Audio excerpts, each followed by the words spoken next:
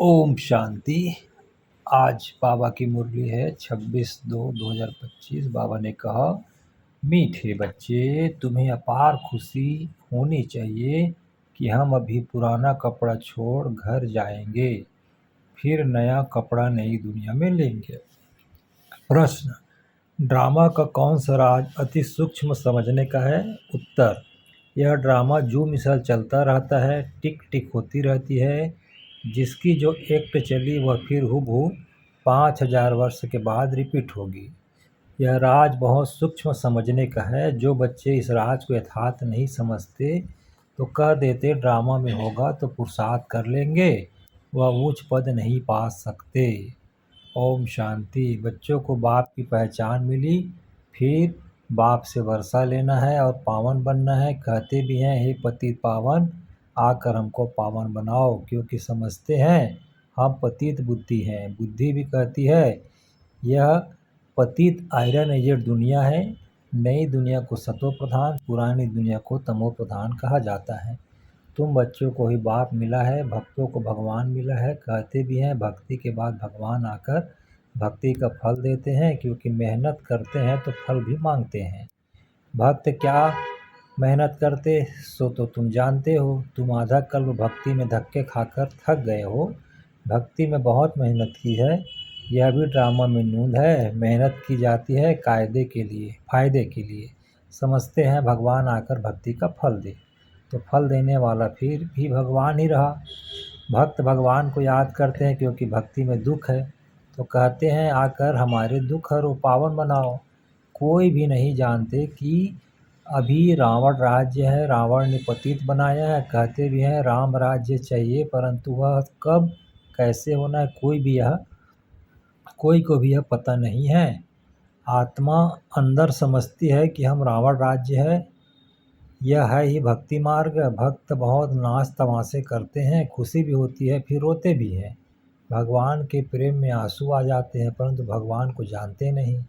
जिसके प्रेम में आंसू आते हैं उनको जानना चाहिए ना। चित्रों से तो कुछ मिल नहीं सकता। हाँ, बहुत भक्ति करते हैं तो साक्षात्कार होता है, बस वही उनके लिए खुशी की बात है। भगवान खुद आकर अपना परिचय देते हैं कि मैं कौन हूँ, मैं जो हूँ, जैसा हूँ, दुनिया में कोई नहीं जानते। तुम्हारे में भी जो बाबा कहते हैं उसमें भी कोई पक्के हैं, कोई कच्चे हैं। देह ईमान टूटने में भी मेहनत लगती है, देहाभिमानी बनना पड़े। बाप कहते हैं तुम आत्मा हो, तुम 84 जन्म भोग तमो प्रधान बनी हो। अभी आत्मा को तीसरा नेत्र मिला है, आत्मा समझ रही है। तुम बच्चों को सारे सृष्टि चक्र का नॉलेज बाप देते हैं। बाप नॉलेजफुल है तो बच्चों को भी नॉलेज देते हैं। कोई पूछे सिर्फ तुम ही 84 जन्म लेते हो, बोलो हाँ, हमारे में कोई 84 कोई 82 जन्म लेते हैं। बहुत में बहुत 84 जन्म लेते हैं। 84 जन्म उनके हैं जो शुरू में आते हैं। जो अच्छी रीति पढ़कर उच्च पद पाते हैं वह जल्दी आएंगे, माला में नज़दीक पिरोए जाएंगे। जैसे नया घर बनता रहता है तो दिल में आता जल्दी बन जाए तो हम जाकर बैठें। तुम बच्चों को भी खुशी होनी चाहिए। अभी हमको यह पुराने कपड़े छोड़ नए लेने हैं। नाटक में एक्टर्स घंटा आधा पहले से ही घड़ी दो को देखते रहते हैं, टाइम पूरा हो तो घर जाएं। यह टाइम आ जाता है तुम बच्चों के लिए, बेहद की घड़ी है। तुम जानते हो जब कर्मातीत अवस्था को पाएंगे तो फिर यहाँ रहेंगे नहीं। कर्मातीत बनने लिए भी याद में रहना पड़े, बड़ी मेहनत है। नई दुनिया में तुम जाते हो, फिर एक एक जन्म में कला कम होती जाती है। नए मकान में 6 मास बैठते हो तो कुछ न कुछ दाग आदि तो हो जाते हैं ना, थोड़ा फर्क पड़ जाता है। तो वहाँ नई दुनिया में कोई तो पहले आएंगे, कोई थोड़ा जल्दी से आएंगे। यह ड्रामा का चक्र जो मिसल चलता रहता है, टिक टिक होती रहती है। तुम जानते हो सारी दुनिया में जिसकी जो भी एक्ट चलती है यह चक्र फिरता रहता है। यह बड़ी सूक्ष्म बातें हैं समझने की, बाप अनुभव से सुनाते हैं। तुम जानते हो यह पढ़ाई फिर 5000 वर्ष बाद रिपीट होगी। यह बना बनाया खेल है। इस चक्र को किसको पता नहीं है, इसका क्रिएटर, डायरेक्टर, मुख्य एक्टर कौन है, कुछ भी नहीं जानते। अभी तुम बच्चों को पता है हम 84 जन्म भोग अब वापस जाते हैं। हम आत्मा हैं, देहवानी बने तब खुशी का पारा चढ़े। वह है हद का नाटक, यह है बेहद का। बाबा हम आत्माओं को पढ़ा रहे हैं, यह नहीं बतलाएंगे कि फलाने समय यह होगा। बाबा से कोई भी बात पूछते हैं तो कहते हैं ड्रामा। मैं जो कुछ बताने का है वह बता देंगे। ड्रामा अनुसार जो उत्तर मिलना था सो मिल गया, बस उस पर चलना पड़ता है। ड्रामा बिगर बाप कुछ भी नहीं कर सकते। कई बच्चे कहते हैं ड्रामा में होगा तो पुरुषार्थ कर लेंगे, वह कभी उच्च पद पा नहीं सकते। बाप कहते हैं पुरुषार्थ तुमको करना है, ड्रामा तुमको पुरुषार्थ कराता है। कल्प पहले मुवाफिक कोई ड्रामा पर ठहर जाते हैं कि जो ड्रामा में होगा तो समझा जाता है इनकी तकदीर में नहीं है। अब तुमको स्मृति आई है, हम आत्मा है, हम यह पाठ बजाने आए हैं। आत्मा भी अविनाशी, पाठ भी अविनाशी। 84 जन्मों का पाठ आत्मा में निधा हुआ है, फिर वही पाठ रिपीट होगा। इसको कहा जाता है कुदरत। कुदरत का और क्या विस्तार करेंगे। अब मुख्य बात है पावन जरूर बनना है, यह फिक्रात है। कर्म करते हुए बाप की याद में रहना। तुम एक मासूक के आशिक हो ना, एक मासूक को सब आशिक याद करते हैं कि वह मासूक कहते हैं अभी अभी तुम मुझे याद करो, मैं तुमको पावन बनाने आया हूँ। तुम मुझे ही पतित पावन कहते हो, फिर मुझे भूल कर गंगा को क्यों पतित पावनी कहते हो। अभी तुमने समझा है तो वह सब छोड़ दिया है। तुम समझते हो बाप ही पतित पावन है, और पतित पावन श्री कृष्ण को समझ कभी याद नहीं करेंगे। परंतु भगवान कैसे आते हैं यह कोई नहीं जानते। श्री कृष्ण की आत्मा जो सतयुग में थी वह अनेक रूप धारण करते करते अभी तमो प्रधान बनी है, फिर सतो प्रधान बनती है। शास्त्रों में यह भूल कर दी है। यह भी भूल जब हो तब तो हम आकर अभूल बनाए ना। यह भूले भी ड्रामा विनोद है, फिर भी होंगे। अब तुमको समझाया है। शिव भगवान आज भगवान कहते भी शिव को है। भगवान तो एक ही होता है, सब भक्तों को फल देने वाला एक भगवान, उनको कोई भी जान नहीं सकते। आत्मा कहती है ओ गॉड फादर, वो लौकिक फादर तो यहाँ है नहीं। फिर उस बाप को याद करते हैं तो आत्मा के दो फादर हो जाते हैं। भक्ति मार्ग में उस फादर को याद करते रहते हैं। आत्मा तो है ही। इतनी सब आत्माओं को अपना अपना पाठ मिला हुआ है, एक शरीर छोड़ कर दूसरा ले पाठ बजाना होता है। यह सब बातें बाप ही समझाते हैं। कहते भी हैं हम यहाँ पाठ बजाने आए हैं। यह एक मांडवा है, उसमें यह चाँद सितारे आदि सब बत्तियाँ हैं। इन सूर्य चाँद सितारों को मनुष्य देवता कह देते हैं, क्योंकि यह बहुत अच्छा काम करते हैं, रिमझिम करते हैं, किसको तकलीफ नहीं देते, सबको सुख देते हैं, बहुत काम करते, इसलिए इनको देवता कह देते हैं। अच्छा काम करने वाले को कहते हैं ना, यह तो जैसे देवता है। अब वास्तव में देवताएं तो सतयुग में थे, सब सुख देने वाले थे, सबकी प्रीति थी, इसलिए देवताओं से उसकी उनकी भेंट की जाती है। देवताओं के गुण भी गाए जाते हैं। उन्हों के आगे जाकर गाते हैं हम निर्गुहारे में कोई गुण नहीं, आप ही तरस परी हो। आप तो तरस पड़ता होगा। बाप कहते हैं तरस पड़ता है तब तो फिर से आया हूँ तुमको गुणवान बनाने। तुम पूज्य थे, अब पुजारी बने हो, फिर पूज्य बनो। हम सो का अर्थ भी तुमको समझाया है। मनुष्य तो कह देते आत्मा सो परमात्मा, परमात्मा सो आत्मा। बाप कहते यह रॉन्ग है। तुम आत्मा निराकार थी, फिर सो देवता क्षत्रिय वैश्य शूद्र बनी, अभी सो ब्राह्मण वर्ण में आई हो। आत्मा पहले सतो प्रधान सतो रजो तमो में आती है। अभी तुम बच्चे समझते हो यह नॉलेज। बाबा कल्प कल्प संगम युग पर हमको आकर देते हैं। बरोबर भारत स्वर्ग था, वहाँ कितने थोड़े मनुष्य होंगे। अभी कलयुग है, सब धर्म आ गए हैं।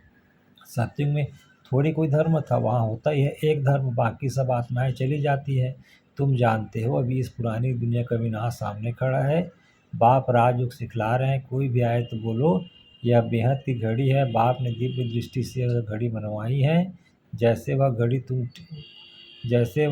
तुम घड़ी घड़ी देखते हो, अब यह बेहद की घड़ी याद करनी पड़े। बाप ब्रह्मा द्वारा एक ही धर्म की स्थापना, शंकर द्वारा आसुरी दुनिया का विनाश कराते हैं। बुद्धि भी कहती है चक्र फिरना जरूर है, कलयुग के बाद सतयुग आएगा। अभी मनुष्य भी बहुत है, उपद्रव भी बहुत होते रहते हैं। मुसल भी वही है। शास्त्रों में तो कितनी कथाएं बना दी है। बाप आकर वेद शास्त्रों का सार समझाते हैं। मुख्य धर्म विचार है, यह ब्राह्मण धर्म है पांचवा, सबसे ऊंच से ऊंच है। छोटा धर्म यज्ञ की संभाल करने वाले ब्राह्मण हैं। यह ज्ञान यज्ञ है, उपद्रव को मिटाने के लिए यज्ञ रचते हैं। वह समझते हैं यह लड़ाई आदि न लगे। अरे लड़ाई नहीं लगेगी तो सत्युग कैसे आएगा? इतने सब मनुष्य कहाँ जाएंगे? तुम पुकारते भी हो, हे बाबा आकर हमको पतित से पावन बनाओ। बाप कहते हैं हमको जरूर पुरानी दुनिया का विनाश कराना होगा। पावन दुनिया है ही सत्युग, सबको मुक्ति धाम ले जाता हूँ। सब काल को तो बुलाते हैं, यह नहीं समझते कि हम तो कालों के काल को बुलाते हैं। बाप कहते हैं यह भी ड्रामा विनोद है। आत्माओं को छीछी दुनिया से निकाल शांति धाम ले जाता हूँ। यह तो अच्छी बात है ना। तुमको मुक्ति में जाकर फिर जीवन मुक्ति में आना है। फिर जीवन बंद में इतने सब सतयुग में तो नहीं आएंगे, फिर नंबर वार आएंगे। इसलिए अब शांति धाम और सुख धाम को याद करो।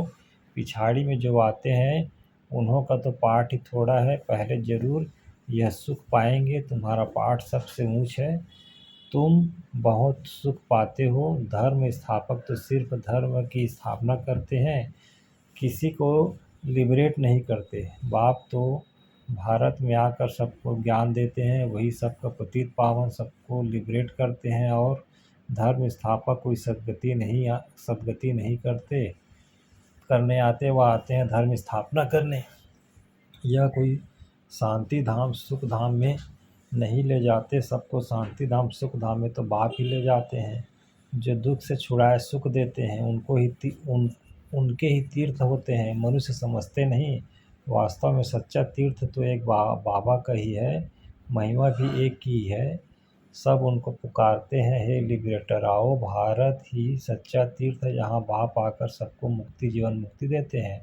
तो तुम फिर भक्ति मार्ग में उनके बड़े बड़े मंदिर बनाते हो, हीरो जवाहरात के मंदिर बनाते हो, सोमनाथ का मंदिर कितना खूबसूरत बनाते हैं। और अभी देखो बाबा कहाँ बैठे हैं, पतित शरीर में पतित दुनिया में। तुम भी पहचानते हो, तुम बाबा के मददगार बनते हो। औरों को रास्ता बताने में जो मदद करेगा उनको उच्च पद मिलेगा, या तो कायदा है। बाप कहते हैं मेहनत करो, बहुतों को रास्ता बताओ कि बाप और वर्षे को याद करो। 84 का चक्र तो सामने है, यह जैसे अंधों के आगे आईना है। यह ड्रामा हो रिपीट होता है, फिर भी मुझे कोई नहीं जानेगा। ऐसे नहीं कि मेरा मंदिर लूटते हैं तो मैं कुछ करूं, ड्रामा में लूटने का ही है, फिर भी लूट ले जाएंगे। मुझे बुलाते हैं पतित से पावन बनाओ तो मैं आकर तुमको पढ़ाता हूँ। ड्रामा भी विनाश की भी नूंद है, सो भी होगा। मैं कोई फूंक नहीं देता हूँ विनाश हो जाए। यह मूसल आदि बने हैं, यह भी ड्रामा में नूंद है। मैं भी ड्रामा के बंधन में बंधा हुआ हूँ, मेरा पाठ सबसे बड़ा है। सृष्टि को बदलना, पति से पावन बनाना, अर्थ जो नॉलेज मेरे में है वह आकर देता हूँ। तुम शिव बाबा की सेना हो, रावण पर जीत पाते हो। बाप कहते हैं सेंटर्स खोलते रहो, मैं आता हूँ पढ़ाने। मैं कुछ लेता नहीं हूँ, पैसे जो कुछ है वह इसमें सफल करो। ऐसे भी नहीं कि सब खलास कर भूख मरो। भूख कोई मर नहीं सकता, बाबा ने सब कुछ दिया है, भूख मरते हैं क्या?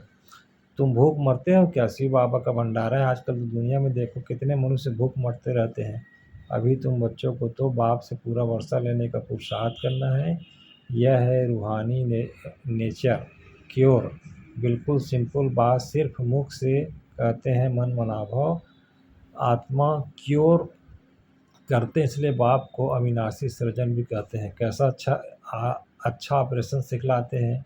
मुझे याद करो तो तुम्हारे सब दुख दूर हो जाएंगे, चक्रवर्ती राजा बन जाएंगे। इन कांटों को जंगल में रहते हुए ऐसे समझो कि हम फूलों के बगीचे में हैं। घर जा रहे हैं, एक दो को याद दिलाते रहो, अल्लाह को याद करो तो बेबासाही मिल जाएगी। अच्छा जी, मीठे मीठे सिक्की लदे बच्चों प्रति माता पिता बाप दादा का याद प्यार और गुड मॉर्निंग। हम रूहानी बच्चों का भी रूहानी माता पिता बाप दादा को याद प्यार गुड मॉर्निंग। नमस्ते बाबा, नमस्ते। आज के लिए धारणा के लिए मुख्य सारा, पहला उच्च पद पाने के लिए बाप का पूरा पूरा मददगार बनना है, अंधों को रास्ता दिखाना है, बेहद की घड़ी को सदा याद रखना है, यज्ञ की संभाल करने के लिए सच्चा सच्चा ब्राह्मण बनना है, पैसे आदि जो भी हैं उन्हें सफल कर बाप से पूरा पूरा वर्षा लेना है। फिर बाबा ने आज का वरदान दिया, मन मनाभव की विधि द्वारा बंधनों के बीच को समाप्त करने वाले नष्टो मोह स्मृति स्वरूप भव। बंधनों का बीज है संबंध। जैसे बाप के साथ सर्व संबंध जोड़ लिए तो और किसी में मोह कैसे हो सकता। बिना संबंध के मोह नहीं होता और मोह नहीं तो बंधन नहीं। जब बीज को ही खत्म कर दिया तो बिना बीज के वृक्ष कैसे पैदा होगा। यदि अभी तक बंधन है तो सिद्ध है कि कुछ तोड़ा है, कुछ जोड़ा है। इसलिए मन मनाभव की विधि से मन के बंधनों से भी मुक्त नष्टो मोह स्मृति स्वरूप बनो। फिर यह शिकायतें समाप्त हो जाएंगी कि क्या करे बंधन है कटता नहीं। अच्छा जी, आज का स्लोगन, ब्राह्मण जीवन का सांस है उमंग उत्साह। इसलिए किसी भी परिस्थिति में उमंग उत्साह का प्रेशर कम न हो। अव्यक्ति सारे एकांत प्रिय बनो, एकता और एकाग्रता को अपनाओ। जितना सेवा की हलचल में आते हो उतना बिल्कुल अंडरग्राउंड चले जाओ। कोई भी नई इन्वेंशन और शक्तिशाली इन्वेंशन अंडरग्राउंड ही करते हैं, तो एकांतवासी बनना ही अंडरग्राउंड है। जो भी समय मिले, इकट्ठा 1 घंटा या आधा घंटा समय नहीं मिलेगा, लेकिन बीच में 5 मिनट भी मिले तो सागर के तले में चले जाओ। इससे संकल्पों पर ब्रेक लग सकेगी। फिर वाड़ी में आना चाहेंगे तो भी नहीं आएंगे। ओम शांति।